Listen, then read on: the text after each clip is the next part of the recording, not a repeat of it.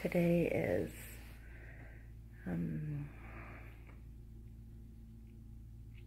Friday. It's Friday, December 21st. And I saw Zuri last night. He was sleeping at the Walmart parking lot in Springfield. So,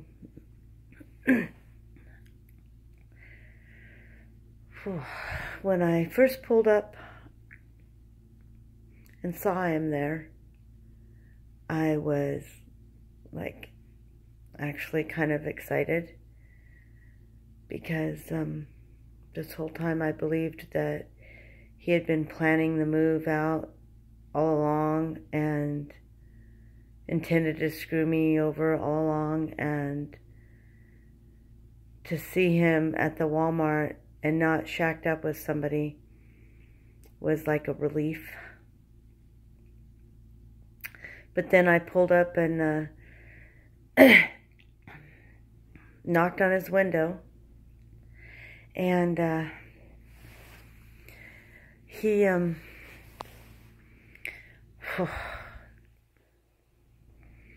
cracked the window, just barely. Instead of rolling the window down and talking to me, because he left on December 2nd. Just left. He just got up in the morning and left and hasn't been back. But I'm still paying for the phone that he's got, for Kane's phone. He has not paid anything towards bills. He's gotten paid twice, plus from the barn. And today rent was due. My check got garnished, and I took care of it, but it didn't get notified in time, and they took the money out of my paycheck, and I didn't have the rent. And my landlord has told me that if I'm late again, it's over. And I basically messaged her and begged her, and she said that she's going to give me till the 20th. And yeah. So anyhow, I tapped on Zuri's window, and instead of rolling the window down and talking to me, he cracked it, which annoyed me. So I told him to roll the window down. He said no. I said, roll the fucking window down. With the window rolled up, cracked barely, and completely fogged over, it's completely disrespectful. I want him to look into my eyes. I want him to see me. There's no reason for him to not roll the window down. And things don't get out of hand until he does his cocky little attitude and doesn't talk. And anyhow, same old shit. I screamed. I kept screaming, roll your fucking window down, screaming it. And I wouldn't stop screaming until he rolled the window down. He rolled the window down, and I stopped. And basically told him that I needed money for rent. Had a minimum. I need his phone bill paid. And he goes, you want the phone? And he handed it to me, and I reached out for it, and he jerked it back and said that he would delete everything off of it and give me the phone and Kane's phone tomorrow, which is tonight. Haven't heard a word from him. Which, regardless of whether he gives me the phone back or whether he keeps the phone, he owes for the phone. It's his phone. He still has to pay for it. My car broke down 1.5 years ago, and I pay my payments every month. I don't drive my car, but I pay my payments every month. It's my car, and I owe on it. He owes on the phone. He ended up trying to talk to him, tell me he didn't have any money. And when I said, where did all your money go? He said, that's none of my concern. And I'm like, the hell if it's not? We've got bills. You've been gone for almost 3 weeks. It's almost Christmas. I'm going to start crying. Okay. Okay.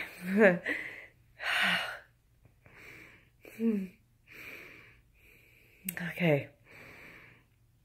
Anyhow, he started to tell me that my paychecks didn't really get garnished. That was a lie. You tell me. I don't know. Another one of his crappy things, you know.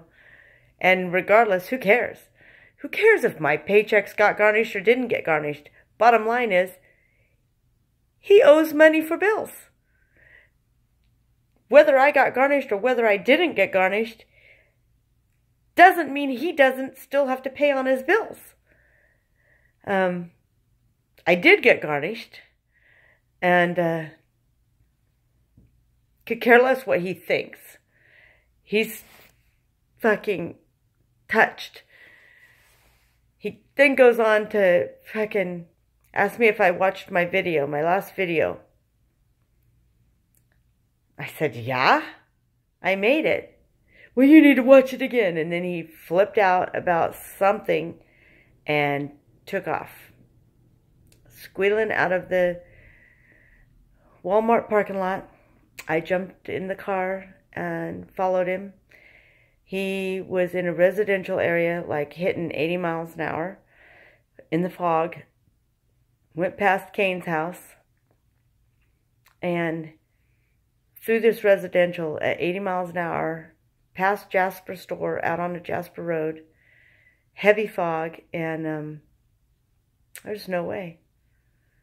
There's no way. He could care less whether I wrecked. He don't know if I wrecked or if I didn't wreck. He kept on going. All he wanted to do was lose me. And then he didn't show up for work today. I don't even know. I don't even know what to say at this point. It's crazy. It's just craziness. I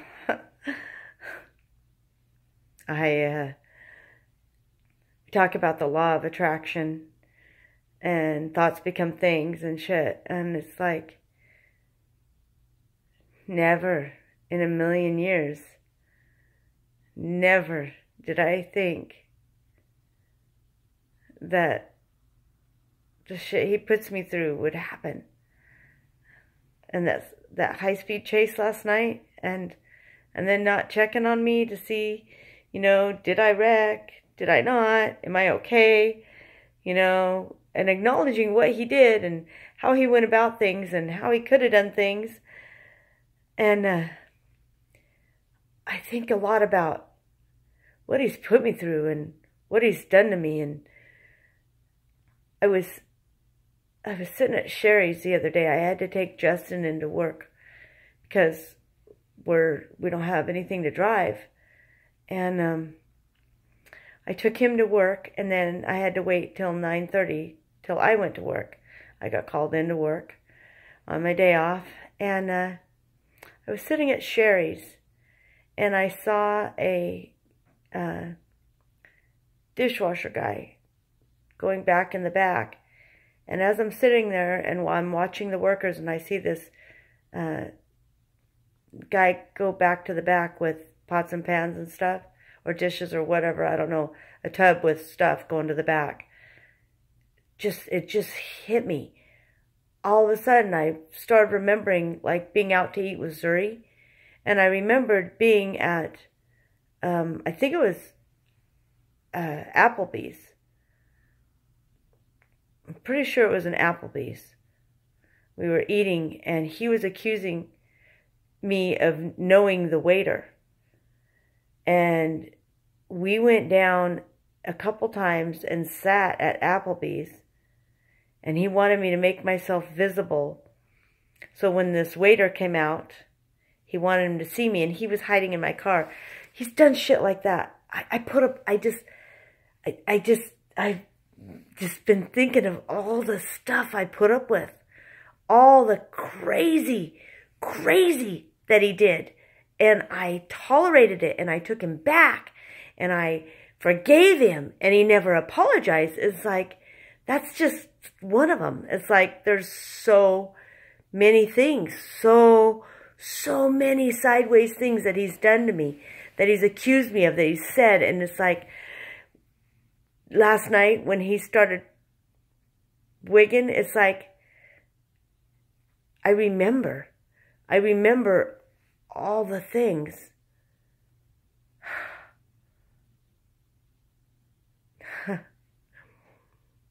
Wow. And I wonder, he doesn't even know how long he's been gone. He doesn't even know what day it is. As an adult, and as a human, and as a normal person that doesn't do drugs and that has family and stuff, I really,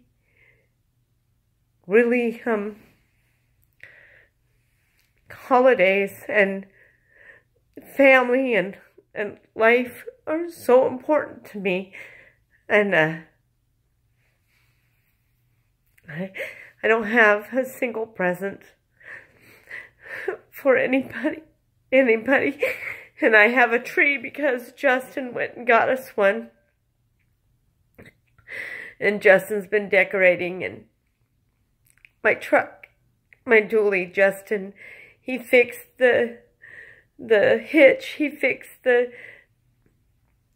gas thing. He's like, he vacuumed it out and cleaned it out, and he's just,